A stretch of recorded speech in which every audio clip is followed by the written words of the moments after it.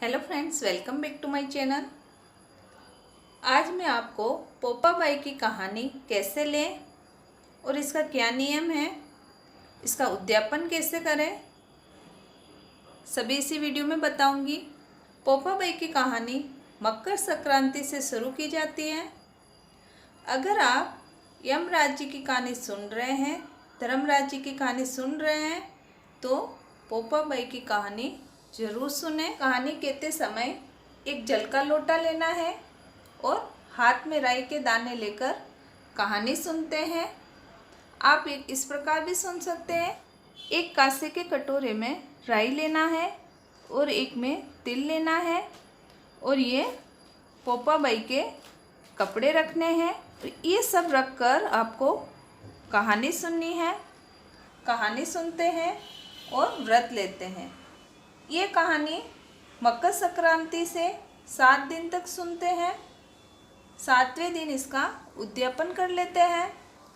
अगर आप 7 दिन तक नहीं कर सकते हैं तो आप उठता बैठता कर सकते हैं, यानी पहले दिन मकर संक्रांति के दिन व्रत करना है और उसके 7वें दिन वापस व्रत करके उसका उद्यापन कर देना है। मैंने यहाँ पर स्टील की कटोरी ली है, आप चाहो तो कांसे के कटोरे ले सकते हैं और उनके अंदर श्रद्धा अनुसार आप राई और तिल भर सकते हैं और उसके बाद इसका उद्यापन होता है। 7 दिन तक लगातार कहानी सुननी है। अगर आप एक दिन भी व्रत नहीं कर सकते हैं, आपकी तबीयत अगर ठीक नहीं रहती है तो भी आप ये कहानी लेना चाहते हैं, तो आप 7 दिन तक कहानी सुन सकते हैं और उसके बाद आप उद्यापन कर लें। 7 दिन कथा सुनने के बाद एक ब्राह्मणी को खाना खिलाना है और खाना खिलाकर ये ड्रेस और ये राई और ये तिल उसको ही दे देना है। इसका उद्यापन ये बहुत ही सरल है, बस ये इसका उद्यापन है। आप इस तरह दे सकते हैं। पोपा बाई की कहानी कार्तिक, वैशाख, माघ, पुरुषोत्तम मास में सुनते हैं, लेकिन मकर संक्रांति से भी आप लगातार 7 दिन तक कह सकते हैं, जिससे आपको पूरा फल प्राप्त होगा। ये मैंने आपको उद्यापन विधि बता दी है कि आपको किस तरह इसका उद्यापन करना है। अब मैं आपको इसकी कहानी सुना रही हूँ। एक पोपा बाई थी, वह नियम बहुत रखती थी। एक बार उसने उसके भाई भाभी से कहा कि मैं शादी नहीं करूँगी, आप मेरी झोपड़ी गांव से बाहर बनवा दो।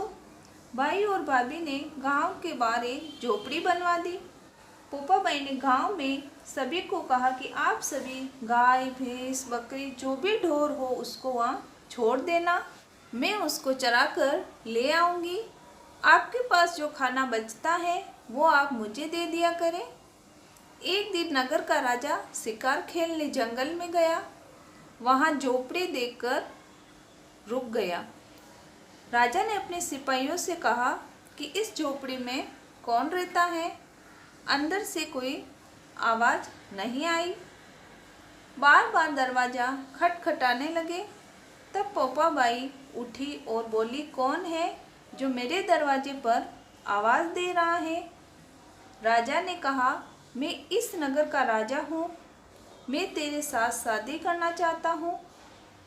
पोपा बाई ने कहा, जहाँ से आए हो वहीं पर चले जाओ, मैं पराये पुरुष का मुँह भी नहीं देखती हूँ।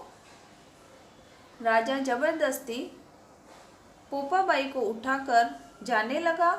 रास्ते में पोपा बाई ने राजा को श्राप दे दिया तो सारा राजपाट नष्ट हो गया। जब वह जंगल से नगर में पहुंचा तो रानियां कहने लगी कि इसको जंगल में वापस छोड़ आओ। राजा जब पोपा बाई को छोड़ने जंगल में गए तो रास्ते में एक पाप की नदी बह रही थी। राजा उस पाप की नदी में डूब गया। पोपा बाई धर्मराज जी के पास पहुंची तो धर्मराज जी ने पोपा बाई को स्वर्ग का राज दिया। एक बार एक सेठ सेठियानी मृत्यु लोक से स्वर्ग लोक में सिधारे तो प्रवेश करने के लिए स्वर्ग का दरवाज़ा बंद देखा तो उन्होंने धर्मराज जी को आग्रह किया स्वर्गलोक का द्वार खोल दे। धर्मराज जी ने कहा, इस द्वार पर पोपाबाई का राज है। सेठ सेठानी ने कहा, हम पोपाबाई को नहीं जानते।